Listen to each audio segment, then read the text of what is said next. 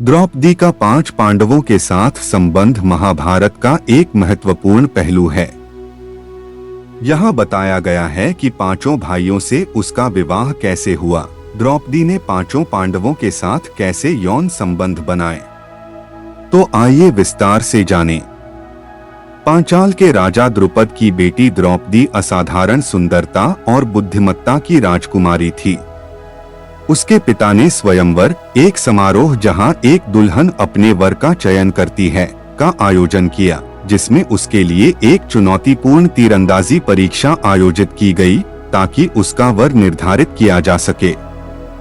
कई राजकुमार परीक्षा में असफल हो गए, लेकिन अर्जुन ने ब्राह्मण का वेश धारण करके सफलता प्राप्त की और द्रौपदी का हाथ जीत लिया।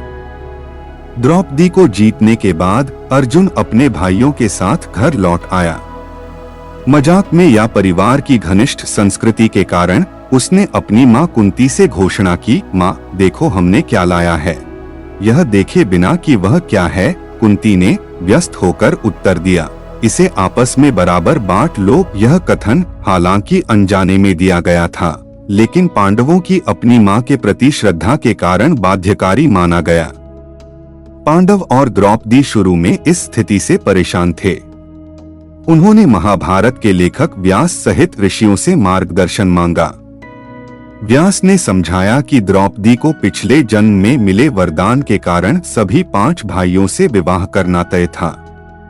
अपने पिछले जन्म में उसने भगवान शिव से 5 आदर्श गुणों वाले पति के लिए प्रार्थना की थी, लेकिन कोई भी पुरुष उन सभी गुणों को धारण नहीं करता था। परिणाम स्वरूप उसे अपने अगले जन्म में 5 पति मिले। कुंती के वचनों का सम्मान करने और द्रौपदी के भाग्य का सम्मान करने के लिए यह निर्णय लिया गया कि वह सभी 5 पांडवों से विवाह करेगी। विवाह आपसी सहमति से किया गया था और प्रत्येक भाई ने एक सहमत व्यवस्था के अनुसार द्रौपदी के साथ बराबर समय बिताया। द्रौपदी का पांडवों से विवाह उनकी एकता और शक्ति का प्रतीक बन गया। उनके रिश्ते की असामान्य प्रकृति के बावजूद द्रौपदी ने पांडवों के जीवन में एक महत्वपूर्ण स्थान रखा और उनकी यात्रा में, विशेष रूप से वनवास और कुरुक्षेत्र युद्ध के दौरान, एक महत्वपूर्ण भूमिका निभाई। यह अनूठी वैवाहिक व्यवस्था महाभारत के सबसे आकर्षक पहलुओं में से एक है।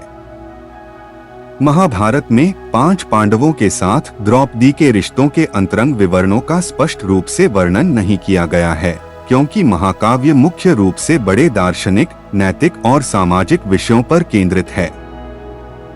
हालांकि पाठ में उस व्यवस्था का उल्लेख है जो भाइयों के साथ उसके संबंधों को इस तरह से नियंत्रित करती है जिससे सद्भाव और निष्पक्षता बनी रहे। द्रौपदी का समय 5 पांडवों के बीच विभाजित किया गया था। प्रत्येक भाई के पास एक निश्चित अवधि थी जिसके दौरान द्रौपदी विशेष रूप से उसके साथ रहती थी।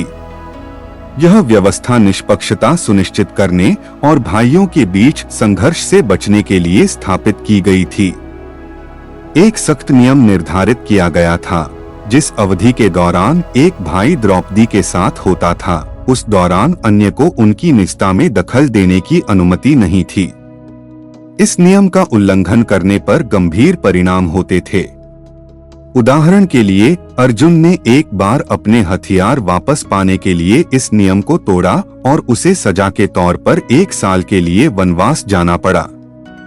द्रौपदी को एक समर्पित और कर्तव्यनिष्ठ पत्नी के रूप में चित्रित किया गया है, जिसने व्यवस्था का सम्मान किया और प्रत्येक पांडव के साथ अपने संबंधों को समान देखभाल के साथ बनाए रखा।